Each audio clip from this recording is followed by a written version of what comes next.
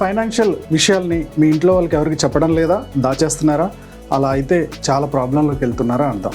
ముఖ్యంగా ఒకవేళ ఇన్సూరెన్స్ ఏదైనా కడితే ఇన్సూరెన్స్ గురించి, అలాగే మీకు ఒకవేళ సేవింగ్ అకౌంట్ ఉంటే, ఫిక్స్డ్ డిపాజిట్స్ కానీ ఉంటే వాటి గురించి మీ ఫ్యామిలీలో ఎవరో ఒకరికి తెలియజేయాలి. 2019 మార్చి నాటికి ఆర్బీఐ డిపాజిటర్స్ అండ్ అవేర్నెస్ ఫండ్లో 25,000 కోట్లు అలా పడి ఉన్నాయి.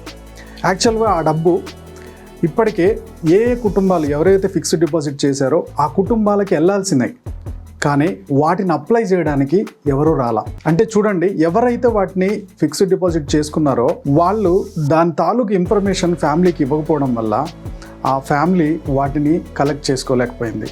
సో ఆలోచించండి, 25,000 కోట్లు అంటే మామూలు విషయమా? ఇలాంటి ఇబ్బంది మీ ఫ్యామిలీకి రాకుండా ఉండాలంటే ఈ ఇన్ఫర్మేషన్ ఎవరో ఒకరికి మీ ఫ్యామిలీలో తెలిసి ఉండాలి.